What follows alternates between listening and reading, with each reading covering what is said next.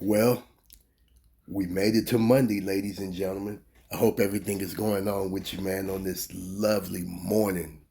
It's a little cold down here where I'm at, but it's all good. It ain't stopping me from exposing these devils. And speaking of devils, check out what this Pennsylvania mother told authorities. She strangled her 11-year-old son because she didn't want him to face financial hardships. Thank you, Crystal, for bringing us this story. And let that sink in for just a moment. She killed her son so he wouldn't have to experience financial hardships. I wasn't born rich, man. And so I experienced financial hardships, man, my whole life. Not in a bad way, but meaning that I couldn't just go out and buy a new Lamborghini, you know what I'm saying, or go out and buy me a mansion or anything like that. Could I go out and buy me a car? Of course. Could I go out and buy me a house? Of course. But I didn't have it like that. So, it makes no sense why this mother, done that to her son. But let's get into the details. A Pennsylvania mother was convicted of murdering her 11-year-old son by strangling him to death with a belt.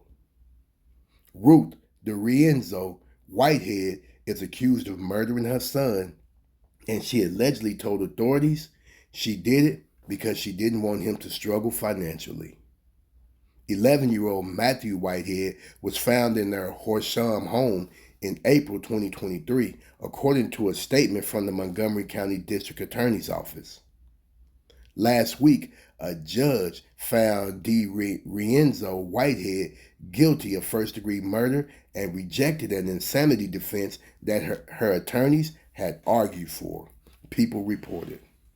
The mother was sentenced to life in prison.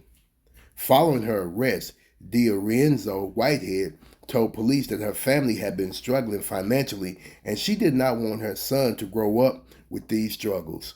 She also admitted to strangling him with a belt as he slept. Matthew's father called 911 after he noticed the door to the primary bedroom was locked and the family's Toyota Highlander was missing. Police found Matthew's body in the bedroom where he'd fallen asleep with his mother, the district attorney's office said. The boy had ligature marks on the front and rear of his neck. His face was swollen and with petachia to his eyes, authorities said. Man.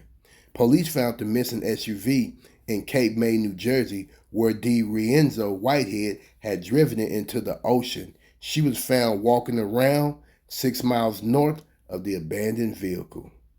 Authorities said they found the belt on the floor of the driver's side of the SUV. Wow. So yeah, man, there you have it, man, that she snapped and killed her son because she didn't want him to grow up in the struggle. It's so many blue-collar families that then grew up not rich and made it. You know what I mean? And yeah, sometimes you struggle. Sometimes you have to live paycheck to paycheck. But we grew up, our children grew up, and things like that, man. So this is something that you should never do. You should never kill anyone, let alone your children, and you trying to kill him like you could predict the future. You don't know if he will experience financial hardship or not because you don't know the future. But what we know and what you know is that you did kill your son and you strangled him to death. And that's a horrible way to die. You mean to tell me that little boy wasn't kicking and fighting back and moving around and struggling and things like that as he was getting choked to death? Man, that is absolutely horrible. And we hope and pray that she get, the maximum punishment allowed by law. But with that said, YouTube, what y'all think about this? Drop your comments down below. Don't forget to like, subscribe, and share. Don't forget to click on that notification bell. And I'll catch y'all on the next episode. Have a blessed day and shalom.